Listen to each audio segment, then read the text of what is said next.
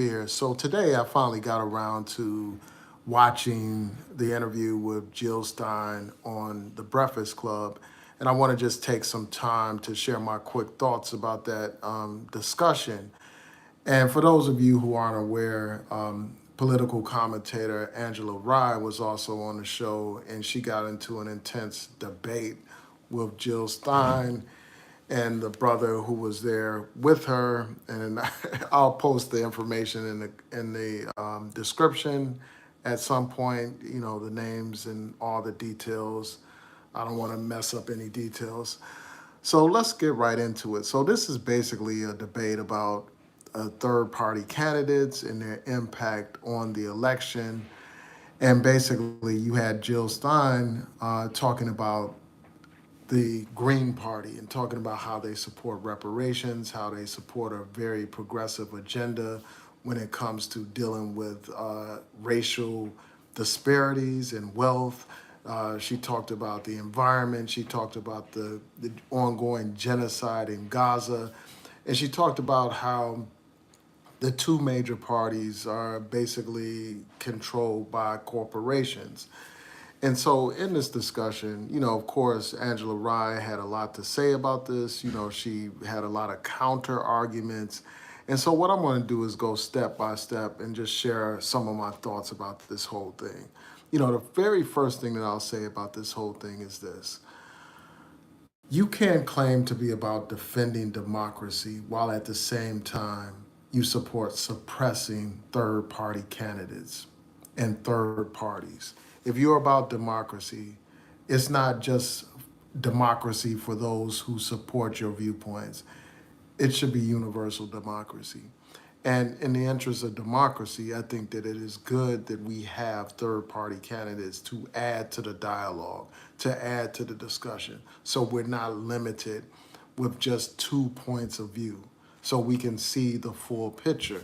And I think that third party candidates, just as Jill Stein, should be entitled to participate in the presidential debates. Now, one of the things that Jill Stein emphasized is the fact that these two major parties receive so much support from these corporations. They have a lot of funding from these corporations, so that makes them far more competitive in these elections than third party candidates. So that's something that gives them a unfair advantage when it comes to politics. They're able to outspend, they're able to run ads, they're able to get their message out. And because of that, of course, they're going to have larger public support because more people know about them. And that makes it easier for, these networks to have these kinds of rules that basically exclude third party candidates. And, I just think that that's fundamentally unfair when it comes to democracy, so I think that her voice should be heard. And I'm glad that the Breakfast Club, the Breakfast Club provided a venue for Jill Stein to express her views and to share the viewpoints of the Green Party. One thing that is very important to note is that, Angela Rye made some valid points, about electability and about ability to pass or to actually implement a progressive agenda. Of course, the Green Party talks about a lot of great ideas and stuff like that from my perspective. But one of the things that Angela Rye raised was even if they were elected, if the Green Party won the presidential election, it would be hard for them to get a lot of the legislation passed that they talk about given the current makeup of Congress. And I think that that's a valid point. There is some validity to that point. And I'll get to like my thoughts about how Angela Rye went about making her points. But I think that what she said in that respect is very valid. Because even if we look at basic, simple reforms, such as the George Floyd Justice and Policing Act that's been before Congress and has been, sitting in Congress for a very long time, collecting dust and no action being taken on it. When we look at all the voting rights legislation that has been passed over and not addressed and passed by Congress, despite the gutting of the Voting Rights Act. We see this that this Congress is a do nothing, know nothing Congress, and they're not gonna. If they can't pass these basic, simple reforms, then it is highly unlikely that they would pass, some reparations, even if we had a progressive like Jill Stein elected. So I think that's a very valid point. Another point that was raised during this discussion is the whole question of electability. Angela Rye pointed out how, Jill Stein has lost all these elections. She's lost so many different elections that she's ran for various positions. And she talked about, Angela Rye talked about how Jill Stein only received a very small percentage of the vote and received 0 electoral votes the last time she ran for president. And so it's highly unlikely that, she would actually win. And one of the points that Angela Rye made was that, by Jill Stein running, basically she's going to take away votes from Kamala Harris. And, here's what, Jill Stein basically said, well, that's not necessarily true because many of the people that vote for Jill Stein are people that wouldn't even ordinarily participate in the electoral process. Many of them are, disenchanted with politics as usual. So many of them would not vote. And, once someone like Jill Stein gets in the race, then they're likely to vote for Jill Stein when they wouldn't have voted at all. So that was one of the points that she made. But there's no guarantee on that. And, one of the things that Jill Stein said was that, that Angela Rye was just making, reciting white supremacist talking points, the talking points of the oligarchy and the people that want to maintain the status quo. And, Angela Rye, of course, took offense to that and made a big deal about her character, about Jill Stein characterizing her statements as white supremacist talking points. But, as far as I'm concerned, while that's good rhetoric, to label it as white supremacist talking points, and there is some validity to the fact that those are arguments that are made by the system to basically make people feel powerless, like to make people feel like they have to go with the Democrats or the Republicans and that they have no alternative in this election. It still raises, despite that, she's making a valid point about electability. It's great to have, amazing ideas, but if you're not able to get elected, then nothing will be accomplished in the short term. But in the long term, as Jill Stein had pointed out, by running for office and putting these issues on the table and getting popular support around these very progressive ideas, that will impact the major parties. And it has, in fact, impacted the Democratic Party. In order to appeal to these voters who may vote for the Greens, the Democratic Party will have to embrace and address some of those issues raised by Green Party candidates. So even if Jill Stein is not elected, the fact of the matter is, by running for this position, she will have an impact on politics. She will have an impact on the direction of the Democratic Party. And they have had an impact. And it takes time for political parties to eventually rise to power and to be a part of the process. And I fully support, third-party candidates being able to have a place at the table and to have their views espoused. And we have to quit being so dismissive of those who support third-party candidates. We just have to stop doing that.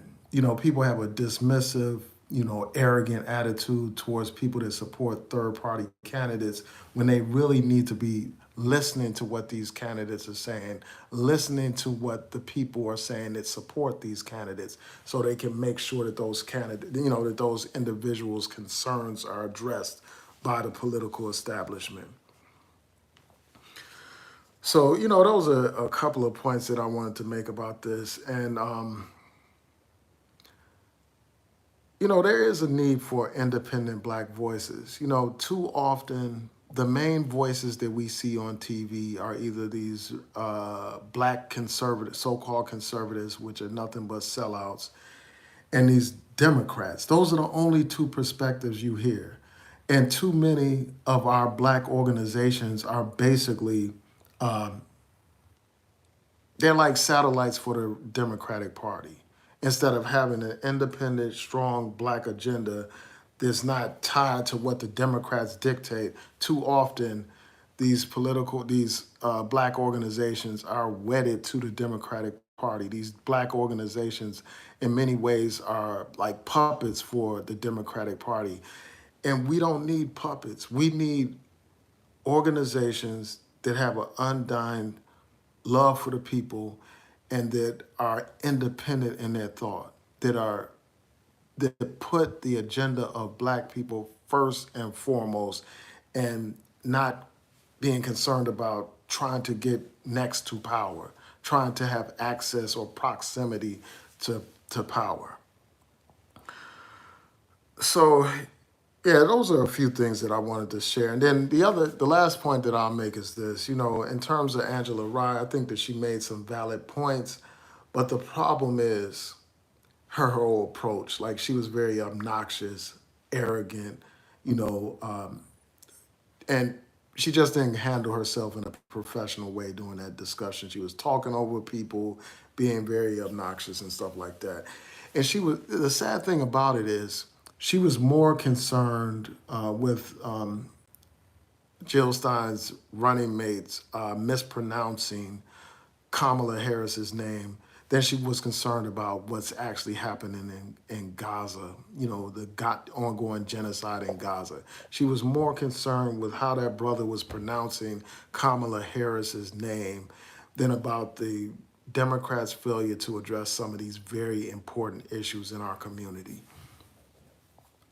All these trillions of dollars going to Israel, to support the genocide that's going on over there, the killing of women and children and innocent people, the torture of innocent people.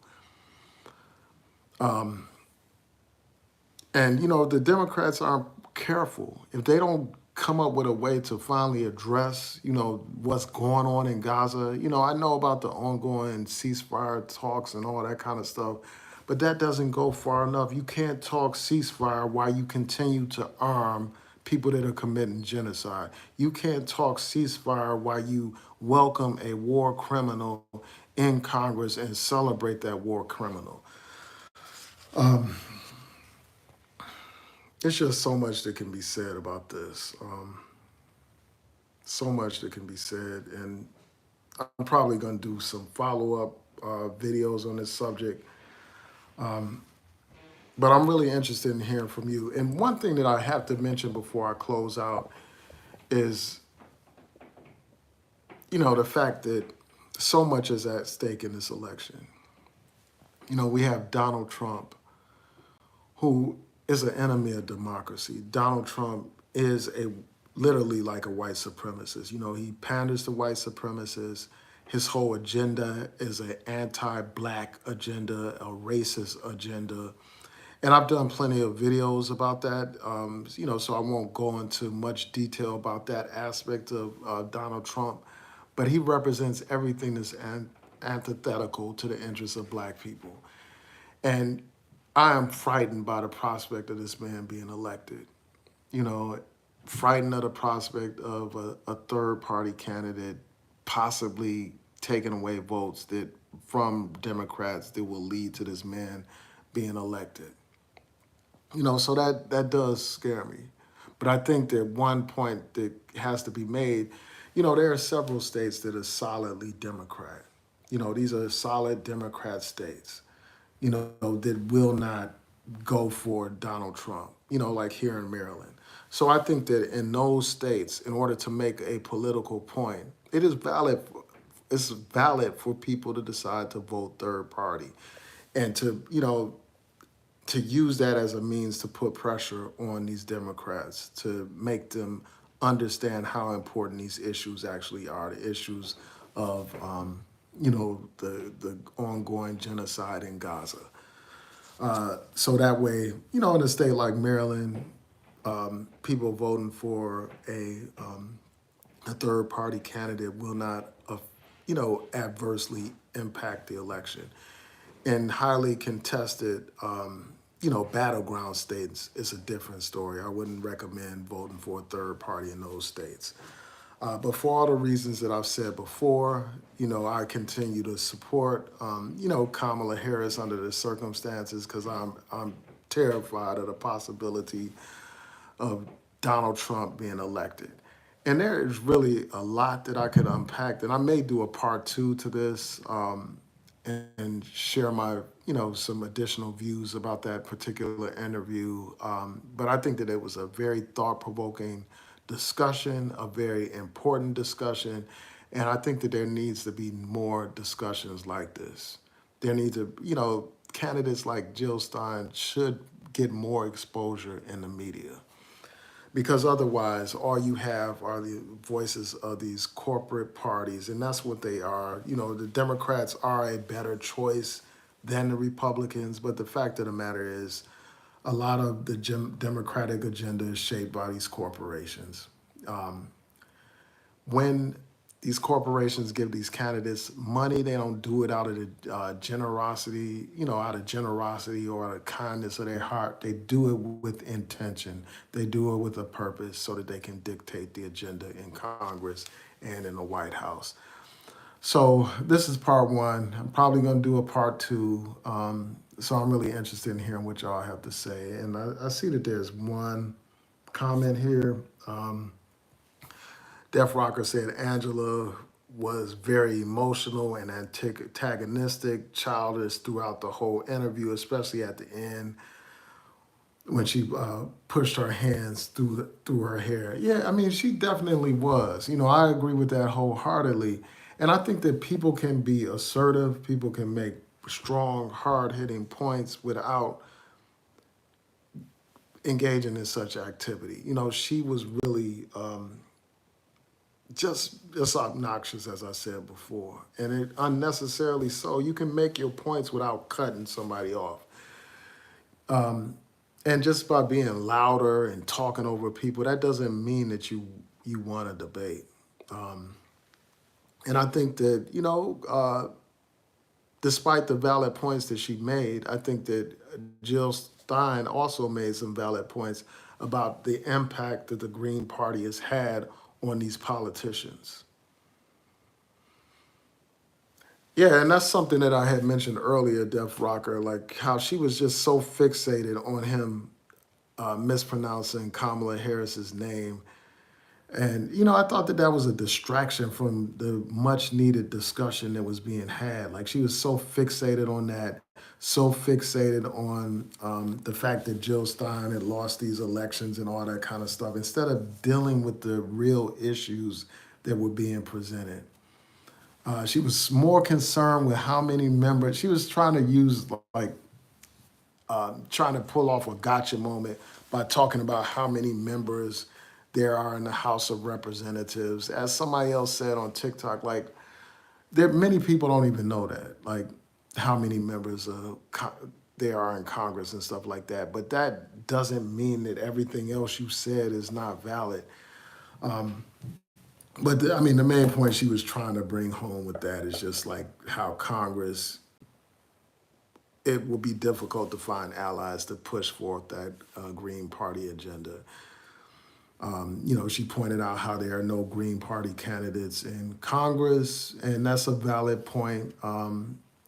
This country is not a monarchy where there's some king that can dictate things.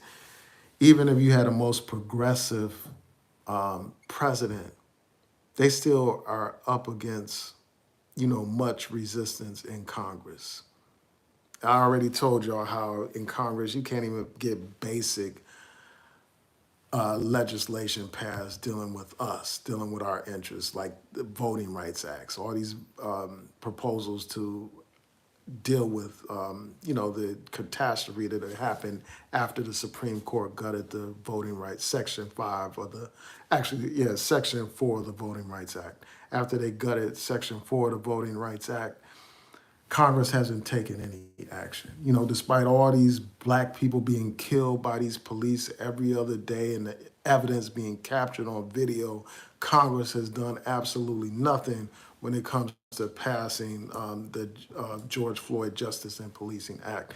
So yes, I mean, that is a valid point in terms of the resistance that any politician will face when it comes to passing a progressive agenda in Congress, despite the fact that the president has a strong voice in the public. But anyway, I'm interested in hearing from you all, like those of you who actually saw the debate. Tell me what you thought about the debate.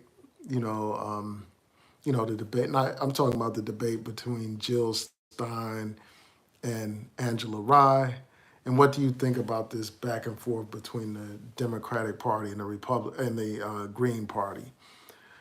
It's just crazy, like hearing, like the main thing that these Democrats are talking about is like, we got to save democracy. Donald Trump is a threat to the democracy. And that's a valid point. But you can't, as I said earlier, shout about how democracy is in jeopardy while you use every tactic in the world to suppress democracy when it comes to these third-party candidates. Jill Stein talked about how these Democrats had an army of attorneys to try to keep the Greens off the ballot and stuff like that. To make it difficult for them to get public funds that are available to campaigns. All these different tactics used by these Democrats. Them trying to smear the Green Party. Basically suggesting that people like Jill Stein are agents of Russia and all that kind of stuff, to silence these other voices. So all that we're stuck with is these two parties and these two particular voices, when there's far more to the political spectrum than that. So anyway, those are my thoughts. Tell me what you think. Please rate, comment, and subscribe. Like the video and share the video. And I look forward to hearing what you have to say about this issue. Peace.